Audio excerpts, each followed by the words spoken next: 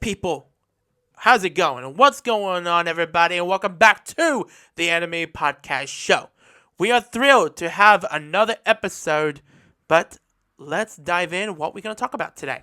So on the first segment, that would be new interest in anime. So this segment highlights series released from 2022 to the present day, or included some hidden gems that I've discovered during the post-COVID era.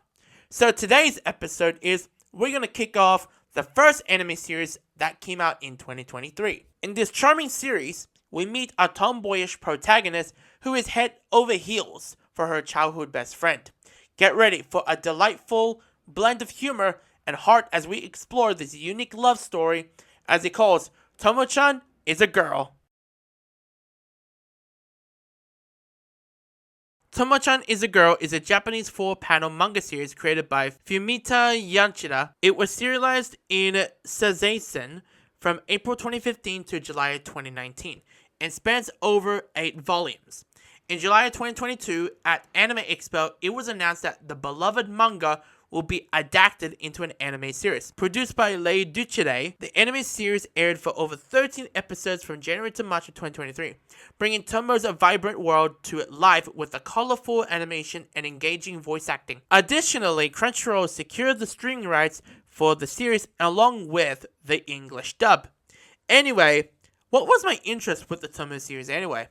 So, this announcement of the English dub came out 4 days into the new year, right? Can you believe that? That's crazy. At that time as well, I was going through a tough period, losing a family member during the Christmas of 2022. It was a stressful time, and I struggled to find energy to catch up some other anime shows I missed out on, or new titles that came out in 2022. And while the new titles were released on Crunchyroll, finally, 2 days later, I found time to watch Tomo, and I absolutely loved it. The English dub was bloody fantastic, and really added to my enjoyment in my option. And it's actually one of the best anime, well, not best anime, but the best romance anime series of 2023.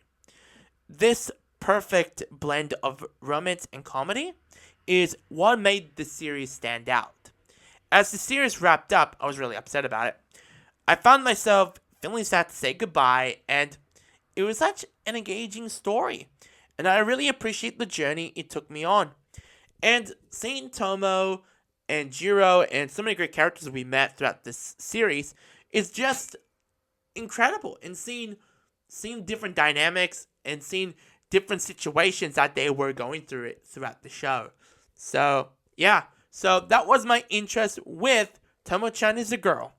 Now, we're going to move on to the last segment of the show. And that will be anime series that I got interest in 2017 to 2020.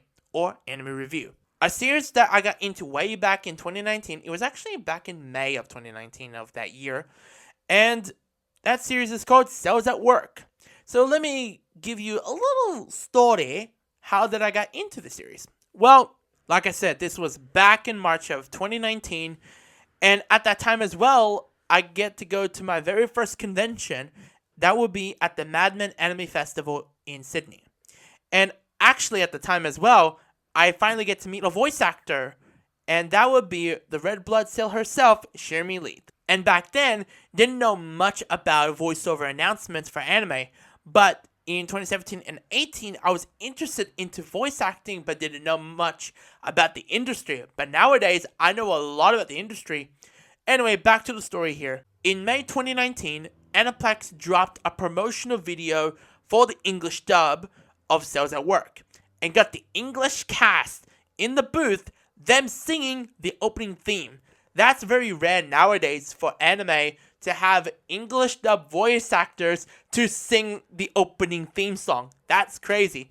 So besides of sharing me back then, I didn't know Billy, rest in peace my friend, from stream on Twitch, that's a little secret, Robbie Damon, and Laura Post. Funny enough, I'd actually talked to Billy for a hangout for Shield Hero way back ago, actually. Starting up in 2020, starting to play games on Twitch through 2021 and 2022. And with Robbie, I met him before in a hangout for Sailor Moon in November of 2020. But, however, we'd finally got to meet in person last year at 2024's Supernova in Sydney as Lava with Ray Chase and Max Middleman. Anyway, back to Cells at Work here. And by the time the show came around, it was released in August of 2019. However, I didn't even know it was out until I decided to watch the series in mid-September around that time. And around that time as well, Season 2 has already announced. And back then, I was looking forward for the second season. And then second season came around in 2021. I was surprised the dubcast already dubbed a few episodes already. To be honest, this is such a damn fine show, and I loved it. It was pretty short-lived, but yeah, that was a pretty interesting show. And that is it about Cells at Work, and that is it for the Anime Podcast's episode. Hope you all enjoy it. Please comment, like, check out, and more content on the YouTube channel, and subscribe if you haven't done it yet. Make sure to hit the notification bell. Take care, stay safe, until next time, peace.